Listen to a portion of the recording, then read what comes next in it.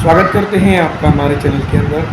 दोस्तों, जैसा कि आप जानती हैं कि भारतीय जनता पार्टी पहले 2 चरणों के अंदर काफ़ी बैकफुट पर आ गई है। अब दोस्तों मैं आपको बता दूं कि जो भाषण की शैली है सत्ता पक्ष की, जो आप देख सकते हैं कि किस स्तर पर गिरावट दर्ज उसके अंदर होते हुए नज़र आ रही है। शुरुआती दिनों के जो सत्ता पक्ष के भाषण थे और अभी के जो भाषण है उसके अंदर काफ़ी गिरावट देखने को मिल रही है। काफ़ी जो भाषा की शैली थी वो काफ़ी जो है तो गिरते हुए नज़र आ रही है। उसका स्तर इस कदर गिर चुका है कि हिंदू मुसलमान, धर्म, मंगलसूत्र और ना जाने क्या क्या चीज़ों पर आकर टिक गया है। कभी प्रॉपर्टी के बारे में बात की जा रही है, अल्पसंख्यकों को उस पर ज़्यादा अधिकार बताया जा रहा है, खास करके मुसलमानों की बात उसके अंदर कही जा रही है।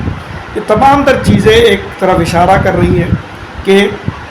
पहले चरण के जो लोकसभा की वोटिंग हुई है उसके अंदर और दूसरे चरण में जो लोकसभा की वोटिंग हुई है उसके अंदर जो है तो भारतीय जनता पार्टी के लिए काफ़ी कुछ चीज़ें का सबक मिला है। अगर हम बात करें पूरे हिंदुस्तान के नक्शे को देखें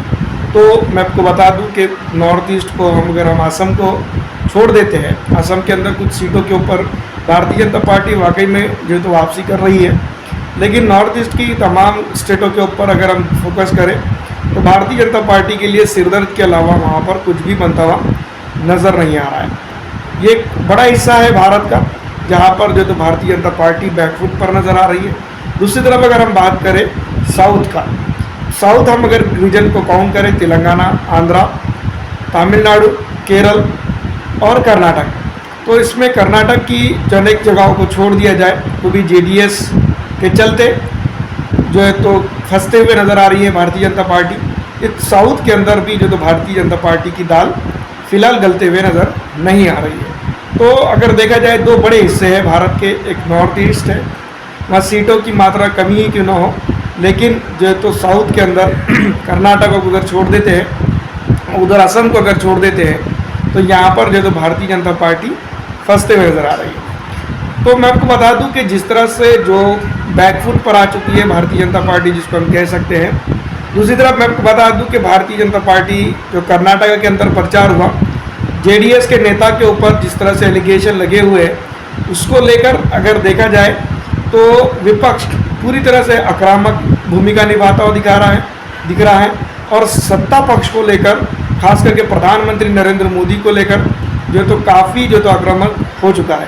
तो यही आक्रामकता, यही चीज़ जो है तो कहीं ना कहीं भारतीय जनता पार्टी को इन 2 हिस्सों के अंदर नुकसान पहुंचा रही है। फिर दोस्तों हम बात करते हैं भारत का हेड जिसको हम कह सकते हैं ताज हमारे देश के नक्शे के ऊपर,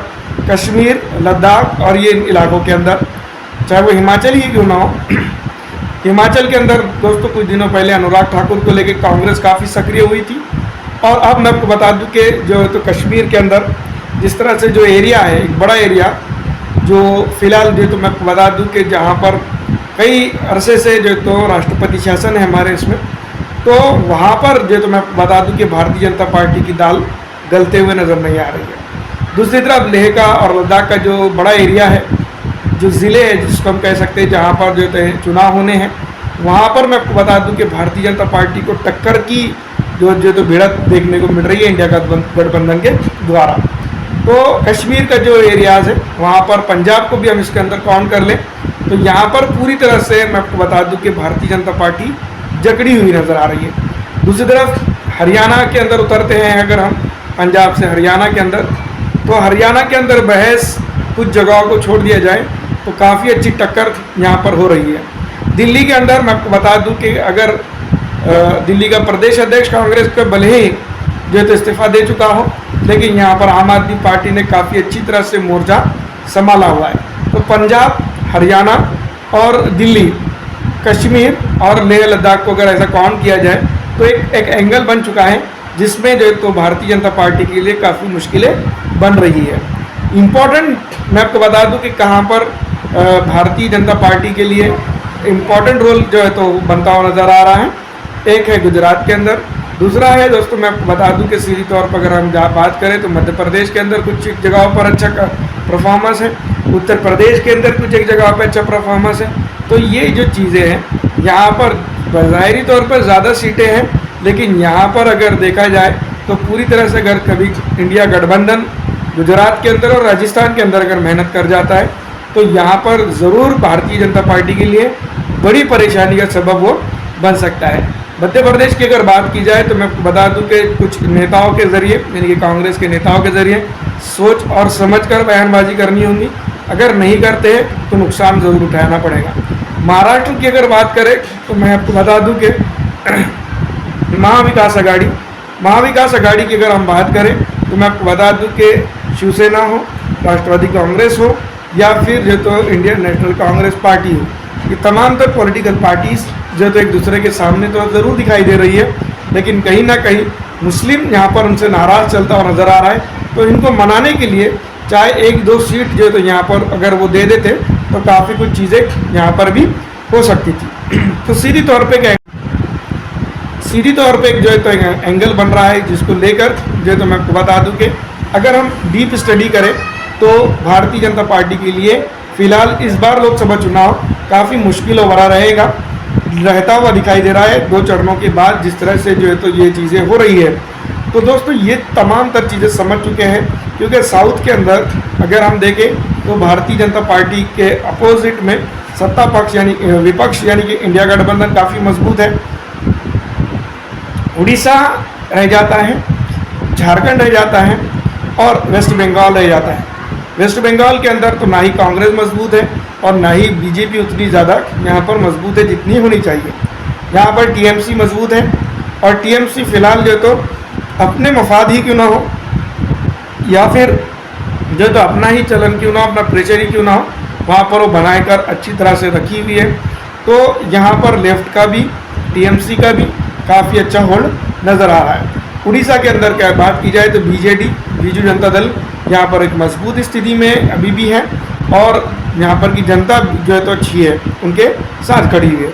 दूसरी तरफ अगर हम बात करें जेएमएम की तो जेएमएम के लिए यहाँ पर मुश्किलें थोड़ी सी शुरुआत के अंदर ज़रूर बनी, लेकिन इंडिया गठबंधन के चलते यहाँ पर भारतीय जनता पार्टी को काफ़ी अच्छी टक्कर यहाँ पर मिल रही है। तो यही बात समझ में आ रही है कि जो अब की बार 400 पार का नारा है वो किस तरह से हासिल करने में भारतीय जनता पार्टी कामयाब होगी। क्योंकि दोस्तों आप जानती है कि जिस तरह से अगर हम देखें कश्मीर से कन्याकुमारी तक, कच्छ से कलकत्ता तक अगर देखें तो मैं बता तो सब तरफ दोस्तों यही निकल के आ रहा है। हमारे आखिरी कोनों तक के अगर हम देखें तो भारतीय जनता पार्टी के लिए स्ट्रगल है। यही वजह से जो तो बार बार जो तो कांग्रेस के नेता ये कहते हुए नजर आ रहे हैं कि भारतीय जनता पार्टी पूरी तरह से बैकफुट पे जा चुकी है और जो तो वो रुक चुकी है, थम चुकी है, अब वो आगे चलने का नाम नहीं लेगी। लेकिन एक आध 2 चरण चुनाव के अगर मजबूती से जा रहे हैं तो इसका मतलब ये साफ है कि भारतीय जनता पार्टी हार नहीं रही है। अभी भारतीय जनता पार्टी हो या कांग्रेस हो, इसको और स्ट्रगल करना होगा और फाइट करना होगा इनको सत्ता में आने के लिए और इनको सत्ता से बाहर जाने के लिए। तो ये तमाम तर चीज़ें होती है, तो तब ये चीज़ें होंगी, नहीं तो बिल्कुल नहीं होगी। फिलहाल इस वीडियो में इतना ही। अगर अच्छी लगती है तो लाइक ज़रूर करें।